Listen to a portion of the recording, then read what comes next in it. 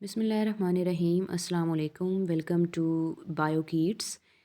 Welcome to another video lecture on the topic of ECG electrocardiogram. So we will move toward our main slide and discuss the overview of the topic and the points that we will cover in this topic, as well as the details and important short questions regarding federal board as well. So let's start our lecture. तो जी आज हमने discuss करना है electrocardiogram के हवाले से। सबसे पहला क्वेश्चन तो ये है कि इलेक्ट्रोकार्डियोग्राम होती क्या चीज़ है और हम इसको कैसे डिटेक्ट कर सकते हैं, इसके डिफरेंट पॉइंट्स क्या होते हैं, कैसे हमें इसके हवाले से पता चलेगा, यानी हम इसको कैसे समझ सकते हैं और फिर इसके क्या यूजेस हैं। सो स्टार्ट करते हैं। सबसे पहली चीज़, इलेक्ट्रोकार्डियोग्राम होती क्या है। देखिए, जब आपका जो हार्ट है, जब हार्ट बीट स्टार्ट होती है, हार्ट चैम्बर बीट कर रहे होती हैं, कॉन्ट्रैक्ट रिलैक्स कर रहे होते हैं, तो वो एक बहुत ही सीक्वेंशियल इवेंट में होती है जिसको हम कार्डियक साइकिल या हार्ट बीट कहते हैं। ठीक है।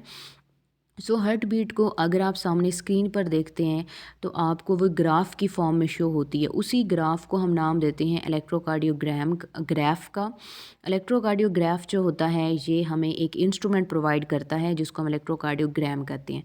इलेक्ट्रोकार्डियोग्राम वो एक ऐसा इंस्ट्रूमेंट है जो बॉडी के साथ कनेक्ट किया जाता है, तो जो हार्ट बीट है वो आपको ग्राफिकली स्क्रीन पर शो होती है जिसको आप इलेक्ट्रोकार्डियोग्राफ कहते हैं। ये ज़्यादातर आपको डिफरेंट हॉस्पिटल्स में देखने में मिल सकती है जब पेशेंट के साथ ये कनेक्ट किया जाता है, ताकि ये पता चल सके कि ड्यूरिंग ट्रीटमेंट उसके हार्ट चैम्बर्स प्रॉपरली फंक्शनिंग कर रही हैं या नहीं। ठीक है। सो यहाँ जिन पॉइंट्स को हमने डिस्कस करना है, सबसे पहले कि पी पॉइंट क्या होता है, क्यू आर एस वेव क्या है और टी पॉइंट क्या होता है। बिफोर स्टार्टिंग दीज पॉइंट्स हमें एक चीज़ के बारे में पता होना चाहिए। हमने 2 से 3 टर्म्स अभी डिस्कस करनी है। पहली होती है पोलराइजेशन। पोलराइजेशन का मतलब है वो टाइम पीरियड जब हार्ट की जो चैम्बर्स की प्लाज्मा मेम्ब्रेन है, ठीक है, वो मेम्ब्रेन अपनी रेस्टिंग स्टेज पर होती है और नॉर्मल स्टेट पर फंक्शनिंग करे, उसको हम पोलराइजेशन कहते हैं।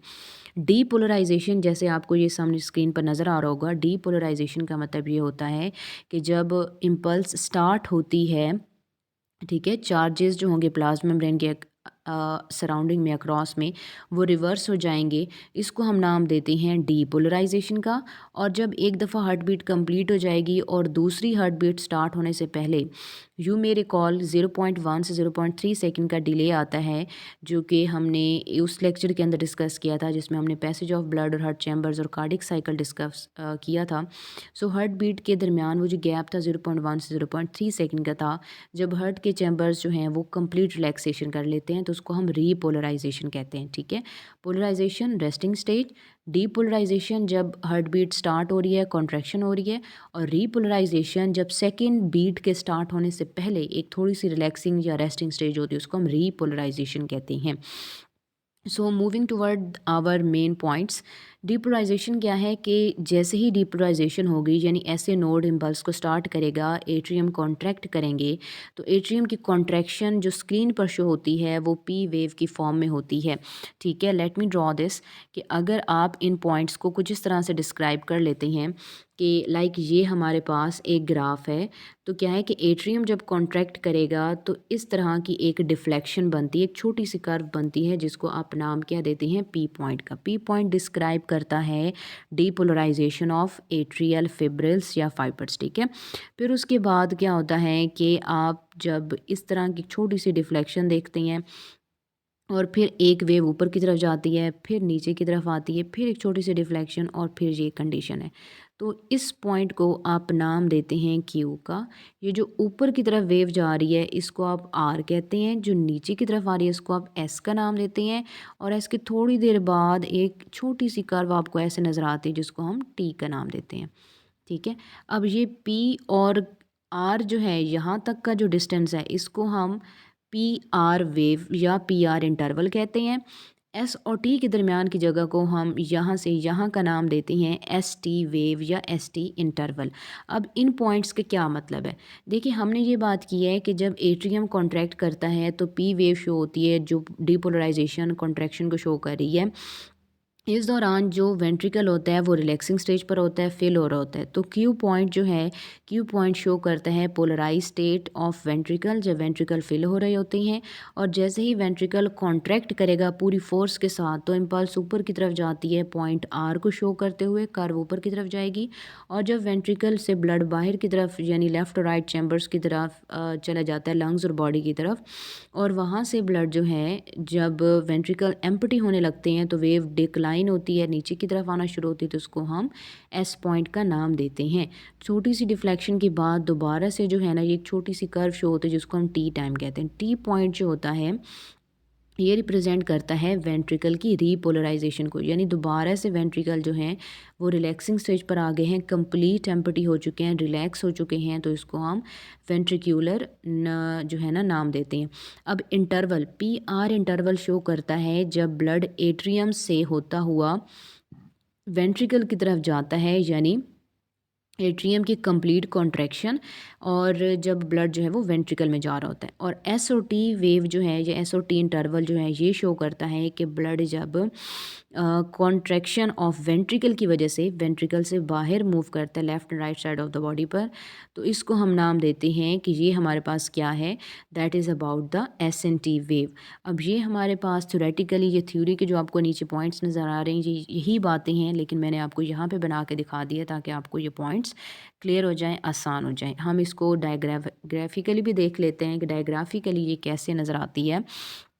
तो ये जो आपको एक नॉर्मल सी हार्ट बीट स्क्रीन पर तो आपको ऐसी नज़र आती है जब आप मशीन पर देखते हैं, लेकिन इसकी ये इंटरवल हैं। तो पी वेव क्या शो कर रही थी, डिपोलराइजेशन ऑफ एट्रियम, ठीक है। और क्यू वेव शो कर रही थी हमारे पास वेंट्रिकल की कॉन्ट्रैक्शन के टाइम पीरियड को, यानी जब वेंट्रिकल जो है नीचे की तरफ फिल हो रहे थे ब्लड से, जब फुल ब्लड फिल हो जाएगा, कॉन्ट्रैक्ट स्टार्ट करेगा, वेव ऊपर की जाएगी आर, और जब वेंट्रिकल एम्प्टी होने लगेगा तो नीचे की तरफ वेव आएगी, उसको हम एस कहेंगे। फिर यहाँ पे टी इंटरवल है जब वेंट्रिकल रीपोलराइज स्टेट पर होगा।